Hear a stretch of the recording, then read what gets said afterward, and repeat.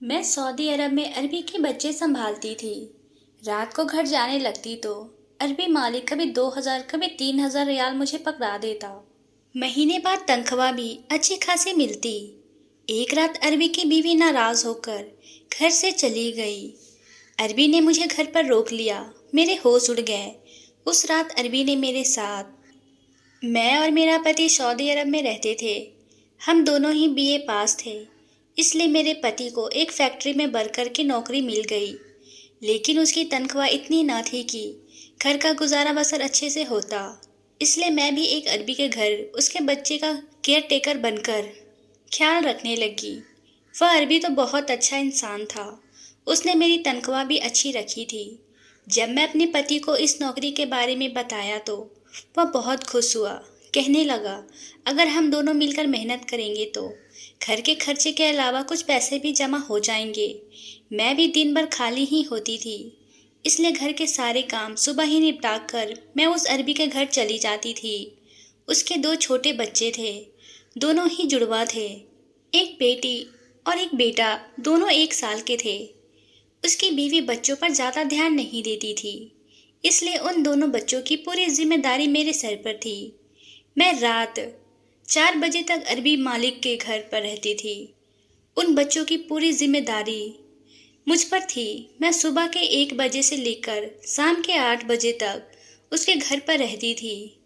मुझे हैरत होती थी कि एक माँ होते हुए भी उस अरबी के बच्चों को देखती तक नहीं थी। बच्चों को खिलाना पिलाना, उनका डायपर चेंज करना, सबका ख्याल रखना, यह सब मेरी जिम्मेदारी थी। वैसे भी मालकिन सख्त मिजाज की थी और मुझे भी गुस्सा करती रहती थी। ज़्यादा बात नहीं करती थी। मुझे अभी उनके घर पर कुछ ही दिन हुए थे काम करते हुए। मैं उस औरत की मिजाज को अच्छी तरह समझ गई थी। वह हर वक्त नौकरों पर चीखती चिल्लाती हुई नजर आती थी और किसी से ज़रा सा भी काम खराब हो जाता तो उस पर चिल्लाने लगती। अगर मालिक घर पर आते तो उनसे भी जरा सी बात पर शोर मचाने लगती। मैंने यह बात महसूस किया था कि मालिक अपने बच्चों से बहुत मोहब्बत करते थे, लेकिन बीवी शायद अच्छी नहीं मिली थी। मालिक जब भी अपने काम से घर वापस आते तो सबसे पहले बच्चों के कमरे में आते। मैं बच्चों के साथ ही बिजी रहती थी, इसलिए पहले दरवाजे पर दस्तक देते। मैं फौरन से ठीक होकर बैठ जाती, फिर ही वह दरवाज़ा खोलते थे। फिर अपने बच्चों को प्यार करते। मुझसे भी पूछते थे, बच्चों ने तंग तो नहीं किया? उन्होंने खाना पीना तो ठीक से खाया ना? वह अरबी पूरे दिन बच्चों की रूटीन मुझसे पूछता था। मैं भी उस अरबी मालिक को सारे दिन की रूटीन बता देती थी। एक रात को जब मैं घर जाने लगी तो कहने लगा कि 1 मिनट रुको। फिर उसने अपनी जेब से पर्स निकाला और मुझे 1,000 रियाल पकड़ा दिए। यह देखकर मैं भी हैरान सी रह गई थी। हालांकि उसने मेरी तनख्वाह बहुत अच्छी रखी थी और 1,000 रियाल कम पैसे नहीं होते। मैंने एक नज़र मालिक की तरफ देखा था। मेरी आंखों में हैरानी थी। कहने लगे, यह रख लो, तुम्हारे काम आएंगे। मैंने कहा, नहीं मालिक, आपने जो तनख्वाह तय की है वह भी काफ़ी है। मेरी बात सुनकर वह हल्का सा मुस्कुराए थे। कहने लगे, मैं अपनी खुशी से दे रहा हूँ, या रख लो। मैंने वह पैसे पकड़कर अपने पर्स में रख लिए। मैं फिर जाने लगी। जैसे ही मैं दरवाजे पर पहुंची तो मुझे कहने लगे, बात सुनो। मैंने कहा, जी। वे कहने लगे कि इस बात का जिक्र अपनी मालकिन से मत करना। उसे मत बताना कि मैं तुम्हें 1,000 रियाल दिए हैं। मैं कुछ देर तक इस बात को सुनकर सोच में पड़ गई थी। फिर मैंने हाँ में सिर हिला दिया और कमरे से बाहर निकल गई। लेकिन ना जाने क्यों उस रात में बड़ी बेचैनी सी हो रही थी। एक तो मालिक का मुझे 1,000 रियाल देना और दूसरा इस बात का भी मालकिन से छुपाने का कहना। यह दोनों बातें ही मेरे दिमाग में उलझन का काम कर रही थी। फिर मैंने कहा कि शायद मालकिन जरा गुस्से वाली है, इसलिए मालिक को मना करती होंगी पैसे देने से। चलो अगर उसने दे दिए तो कोई बात नहीं। मैंने वह पैसे संभाल कर रख लिए। लेकिन मेरी हैरत की इंतहा उस वक्त नहीं रही जब दूसरे दिन मालिक ने मुझे 2,000 रियाल दिए थे। इस बार तो मेरा दिल शक में गिरफ्तार होने लगा था। आखिर मेरे मालिक इतनी मेहरबानी क्यों कर रहे थे? मैंने वह 2000 रियाल भी वापस पकड़ा दिए। मैंने कहा मुझे यह नहीं चाहिए। आप क्यों मुझे रोज रोज इतने पैसे दे रहे हैं? मैं फटाफट से अपनी चादर को सही किया था, क्योंकि वह मेरे चेहरे को बड़े गौर से देख रहे थे। कहने लगे कि आप मेरे बच्चों का ख्याल रखती हैं, इसलिए मैंने कहा वह मेरी ड्यूटी है और उसके पैसे मैं आपसे लेती हूँ। बहरहाल मैंने उस दिन उस शख्स से कोई पैसे नहीं लिए और वापस घर आ गई। लेकिन अगले ही दिन जब मैं बच्चों को संभालने के लिए गई तो मैंने देखा कि वह मालिक अपने काम से बाहर नहीं गया था, बल्कि घर पर ही था और बच्चों के पास ही था। जब मैं आई तो मुझसे कहने लगा कि इतनी देर से क्यों आई है, और आपको पता है मेरे दोनों बच्चों को बुखार चढ़ा हुआ है। उसकी लहजे में फिक्रमंदी थी और थोड़ा लहजा सख्त भी था। मैंने घबराकर जब घड़ी की तरफ देखा तो पूरे 1 बज रहे थे और मैं इसी वक्त आती थी। मैंने कहा मैं तो अपने वक्त पर आई हूँ। फिर वह मुझसे कहने लगा कि इसी चीज़ के तो आपको पैसे दे रहे थे कि आप मेरे बच्चों का ख्याल ज़्यादातर रखा करें। देखिए सुबह से उनको बुखार है, उनकी माँ तो उनकी परवाह नहीं करती है, लेकिन मैंने आपको नौकरी पर रखा है ताकि मेरे बच्चों की अच्छी से अच्छी केयर हो सके, इसलिए नहीं कि आप 1-12 पर आए और मेरे बच्चों यहाँ पर बीमारी से रोते रहे। एक बच्ची तो सो रही है, लेकिन उसका जो छोटा बेटा है जा रहा था। मैंने फटाफट से उसे मालिक से लेकर अपनी गोद में पकड़ा। दोनों बच्चे मुझसे बहुत ज़्यादा लगाव रखते थे। जैसे ही वह बच्चा मेरी गोद में आया, वह बिल्कुल खामोश हो गया। मैंने उसे सीने से लगाया तो वह तप रहा था। मैंने उसके माथे को चूमा। मैंने कहा कि आपको मेरा इंतज़ार करने की बजाय बच्चों को डॉक्टर के पास लेकर जाना चाहिए था। देखो तो सही बच्चों को कितना तेज़ बुखार है। मेरी बात सुनकर उसने अपने माथे पर हाथ रखा और कहा मेरी अकल काम नहीं कर रही थी। वाकई में मुझे उन्हें डॉक्टर के पास ले जाना चाहिए था। फिर उसने सोई हुई बेटी को गोद में उठाया और मुझसे कहने लगी कि चले मेरे साथ, मैं उन्हें डॉक्टर को दिखा दूंगा। यह सुनकर मैं कुछ चौंक सी गई। मैंने कहा आप मुझे क्यों ले जा रहे हैं? आप मालकिन को लेकर जाइए, वह माँ है और माँ बेहतर बता सकती हैं। मेरी बात पर वह ज़रा सा मुस्कुराए थे। कहने लगे कि माँ ऐसी होती है जैसे कि मेरी बीवी है। इसे तो पता तक नहीं है किसके बच्चों की कौन सी दवाई सूट करती है और कौन सी नहीं, और दवाई तो आपने उन्हें पिलाई है, ख्याल भी आपने रखना है। तो बेहतर होगा कि आप मेरे साथ चले। मैं मालिक के साथ जैसे ही कमरे से बाहर निकली तो मालकिन बाहर लॉज में बैठे टीवी देख रही थी, साथ ही चाय पी रही थी। मुझे मालिक के साथ बाहर जाते देखा तो मुझे बुलाने लगी। कहने लगी कहाँ जा रहे हो? अब बच्चों को क्या हुआ है? मेरे बजाय मालिक ने अपनी बीवी को जवाब दिया। कहने लगे तुम्हें नहीं मालूम तुम्हारे दोनों बच्चों को बुखार है, उन्हें डॉक्टर के पास लेकर जा रहा हूँ, तुमने चलना है तो चलो। साथ यह बात सुनकर मालकिन के चेहरे पर गुस्सा आ गया था। कहने लगी ना बाबा ना, मुझे नहीं संभाले जाते बच्चे, तुम ही जाओ, तुम्हें शौक था। यह कहकर वह दोबारा से चैनल चेंज करने लगी। मैं इतना हैरान सी थी उस औरत पर कि एक माँ होते हुए उसका जवान इतना सख्त लहजा था। मैंने बहुत ही लापरवाह लड़कियां देखी थी जो शादी के बाद और बच्चे होने के बाद बच्चों के मामले में जिम्मेदार हो जाती हैं। यह कैसी माँ थी कि बच्चों के लिए कोई तड़प ही नहीं थी। मालकिन बेहद खूबसूरत थी, लेकिन उसे बच्चों की जरा सी भी परवाह नहीं थी। पिछले 2 महीने से मैं उनके बच्चे संभाल रही थी और मैंने देखा था कि वह मालिक की बीवी हमेशा खुद को ही सस्ती संवारती रहती थी। कभी नौकरों से अपने नाखून कटवाती, कभी अपने हाथों पैरों पर मसाज करवाती, कभी सर पर तेल लगवाती, हर वक्त अपनी ही परवाह करती थी।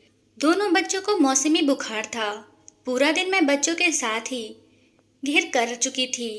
एक को दवा देती तो दूसरा रोने लगता, दूसरे को सोला देती तो पहले वाला कोई न कोई कमरे में बड़ी चीज खराब कर देते। बुखार में दोनों बच्चे चिड़चिड़ा और जिद्दी भी हो गए थे, वरना तो मेरी बात मान लेते थे, लेकिन आज तो जैसे तंग सी कर दिए थे। मैं रात तक बिल्कुल थक चुकी थी। जैसे ही मालिक आए तो मैं जाने की इजाज़त मांगी तो कहने लगी कि यह बात सही तो नहीं लग रही है, लेकिन मैं भी मजबूर।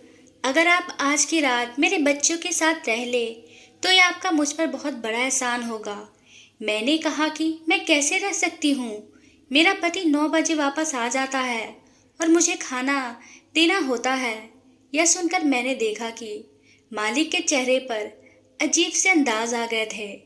कहने लगे, आप क्या शादीशुदा हैं? मैंने कहा हाँ। मेरा जवाब सुनकर मालिक का चेहरा बूझ सा गया था। फिर एकदम से उन्होंने अपने चेहरे का रूप बदल लिया। कहने लगे कि आप अपने पति से कह दे कि एक रात के लिए आपको यहीं रहने दे, क्योंकि मुझे बच्चों को संभालने का इतना आइडिया नहीं है। रात भर मैं कैसे इन्हें संभाल सकता हूँ। फिर आप उनकी मेडिसिन के बारे में अच्छी तरह से जानती हैं। मैंने कहा ठीक है, अपने पति से पूछ लेती हूँ। मैंने मोबाइल निकाला और अपने पति से कहा तो वह कहने लगे कि ठीक है, तुम आज की रात रुक जाओ, मैं खाने पीने का खुद इंतज़ाम कर लूँगा। रात भर मैं बच्चों को संभालते रही और अगले दिन बच्चे शाम तक भले चंगे हो गए थे। फिर मैं जब वापस जाने लगी तो मालिक ने मुझे 5,000 रियाल पकड़ाना चाहा। मैंने कहा कि आप क्यों दे रहे हैं? वह कहने लगे, आपने मेरे बच्चों को बड़ी मुश्किल वक्त से संभाला है और इस पर आपका हक बनता है, इसलिए इसको इनकार मत कीजिएगा प्लीज़। मैंने कहा कि आप मेरी ममता को पैसे से क्यों तोल रहे हैं? हाँ, मानती हूँ यह मेरी सगी औलाद नहीं है, लेकिन मैं हमेशा उन्हें अपने बच्चों की तरह ही समझा है, इसलिए आप अपने पैसे अपने पास रखें, मुझे उनकी ज़रूरत नहीं है। क्या कहकर मैंने अपना पर्स पकड़ा और फिर से बाहर निकल गई। मेरी शादी को 4 साल गुजर चुके थे, लेकिन मेरी कोई औलाद नहीं हुई थी। शादी के फौरन बाद मैं उम्मीद से हुई थी, लेकिन मेरा पति मेरे आगे हाथ जोड़ने लगा। कहने लगा, तुम्हें पता है कि मेरी तनख्वाह इतनी नहीं है और इतनी तनख्वाह में एक बच्चा अडॉप्ट नहीं कर सकता। ऊपर वाले के लिए अभी तुम अबॉर्शन करवा लो। जैसे ही हालात ठीक होंगे फिर हम ऊपर वाले से बच्चा ले लेंगे। बच्चे का क्या है, बच्चे तो ही हैं, जाते हैं। उस वक्त मैं बहुत रोई थी। मैंने कहा था बच्चा अपना नसीब लेकर आता है, तुम क्यों ऐसा सोचते हो? लेकिन वह मेरे आगे मिन्नत करता रहा। मुझे समझाने लगा, कहने लगा, मैं बहुत तंग हूँ, परेशान हूँ और भी तंग हो जाऊँगा, तुम मुझे समझो। उस वक्त मेरे पति सऊदी के लिए वीज़ा लगवाए थे, कोशिश में लगे हुए थे, इसलिए भले उनकी बात मान ली थी। उनके बाद हम सऊदी आ गए थे।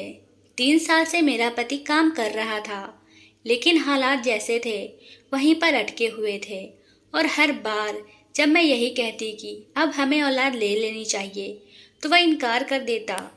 1 साल और रुक जाओ, जैसे ही हालात ठीक होंगे तो फिर से ले लेंगे। हम कौन सा बूढ़े हो गए हैं कि औलाद नहीं हो सकती। वह हमेशा ही टाल जाता था, लेकिन मेरे दिल में था कि ऊपर वाला मुझे औलाद दे। इसलिए जब उन दोनों बच्चों को संभालने की जिम्मेदारी मुझे मिली तो मैंने ये नहीं समझा कि मैं नौकरी कर रही हूँ। वो बच्चे मेरे लिए एक बोझ हैं। मैंने अपनी सारी ममता उन पर निछावर कर दी थी और दिल से उनको संभालती थी। अगले दिन जब मैं काम पर आई तो मैंने देखा मालकिन और मालिक में झगड़ा हो रहा था। ना जाने किस बात पर उन दोनों की इतनी बहस हो रही थी कि मुझे भी डर महसूस होने लगा कि कहीं वो आपस में तलाक न ले ले। मालिक उसे यही कह रहे थे कि तुम हर वक्त शॉपिंग करती रहती हो या फिर अपने आप को सस्ती संवरती रहती हो। एक रात ही को तुम्हें बच्चे को संभालना पड़ता है और वह भी तुम दूसरे कमरे में जाकर सो जाती हो। तुम्हें दूसरे कमरे में जाने से क्या मिलता है? जरा भी मेरे बच्चों की परवाह नहीं। अगर तुम्हारा यही हाल रहा मैं तुम्हें छोड़ दूंगा। मालिक बहुत गुस्से से चिल्लाते हुए कहते हुए बाहर चले गए। मैं उस वक्त कमरे में सारा शोर सुन रही थी और बच्चे भी उस वक्त सहने बैठे थे, क्योंकि चिल्लाने की आवाज़ कमरे तक आ रही थी। फिर मेरा दिल धक से रह गया जब अचानक से मेरे कमरे का दरवाज़ा खुला। बड़े ही गुस्से वाले अंदाज में मालकिन कमरे में आई थी। कहने लगी, चलो छुट्टी है तुम्हारी, यहाँ से निकलो। यह कहकर उसने मुझे चुटकी बजाकर बाहर जाने के लिए कहा था। मैं खामोशी से बाहर निकल गई, लेकिन मैं जानती थी कि वह औरत बहुत गुस्से में है, इसलिए कुछ नहीं सुनेगी। मैंने अपना पर्स उठाया और अपने घर चली गई। फिर मैं नहीं जानती कि क्या हुआ और क्या नहीं, लेकिन शाम को ही मुझे मालिक का फ़ोन आया। वह कहने लगे कि फ़ौरन से घर आ जाओ, मुझे आपसे बहुत ज़रूरी काम है। मैंने कहा मालिक, इस वक्त तो रात के 8 बज रहे हैं। वह कहने लगे कि मुझे आपसे बेहद ज़रूरी काम है, आपका आना बहुत ज़रूरी है, आप फ़ौरन से मेरे पास आएँ। मैं अपने पति को बताया तो कहने लगा, हो सकता है बच्चों को फिर से बुखार ना हो गया हो, चलो मैं तुम्हें छोड़कर आता हूँ। मेरे पति के पास मोटरसाइकिल थी और वह मुझे मालिक के घर के बाहर ही छोड़कर चले गए। जैसे ही और वह मुझे मालिक के घर के बाहर ही छोड़कर चले गए। जैसे ही मैंने डोरबेल बजाया तो दरवाज़ा चौकीदार के बजाय मालिक ने खोला था। मैंने हैरत से देखा तो चौकीदार भी घर पर नहीं था। मैंने मालिक से पूछा तो वह कहने लगे कि चौकीदार अपने घर गया है, थोड़ी देर में आ जाएगा, आप अंदर आओ, आपसे बहुत ज़रूरी बात करनी है। यह सुनकर मैं मालिक के साथ अंदर चली गई, पर मैं नहीं जानती थी कि अंदर जाते ही मुझे पर क्या कयामत टूट पड़ेंगी। जैसे ही मैं अंदर गई, लॉज बिल्कुल खाली था। यह देखकर मैं थोड़ी परेशान हुई थी, इसलिए सोफे के किनारे पर जाकर बैठ गई। फिर वह सामने वाले सोफे पर बैठे अपना सर पकड़कर कुछ सोचने लगे। फिर कहने लगे कि मेरी बीवी दोपहर से अपने मायके जा चुकी है। जब मैं घर आया तो मेरे बच्चे मौजूद नहीं थे।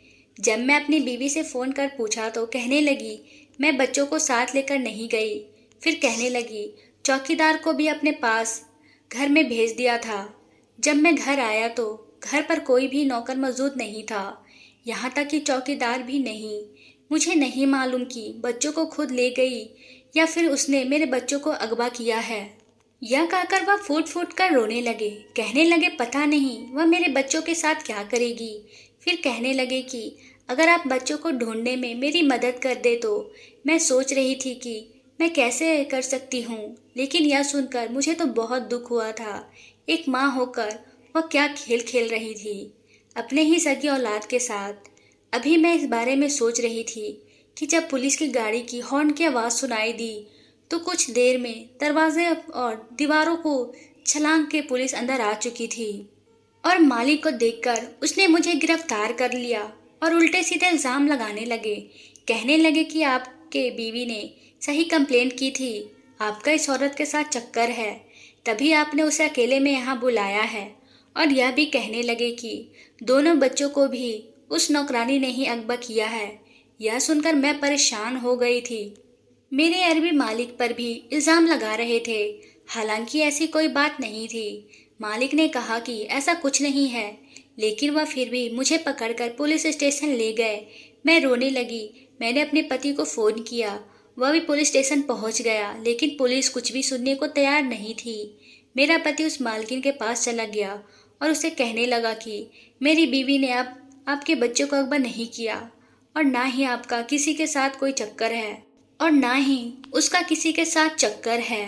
मुझे अपनी बीवी पर पूरा भरोसा है, इसलिए उसे छोड़ दे। वह कहने लगी कि मैं एक ही शर्त पर केस वापस लूँगी कि तुम अपनी बीवी को लेकर यहाँ से कहीं दूर चले जाओ, क्योंकि मेरा पति मुझे यह साफ साफ कह चुका है कि वह मुझसे तलाक लेकर तुम्हारी बीवी से शादी कर लेगा, क्योंकि वह मेरे बच्चों का ज़्यादा अच्छा से ख्याल रखती है।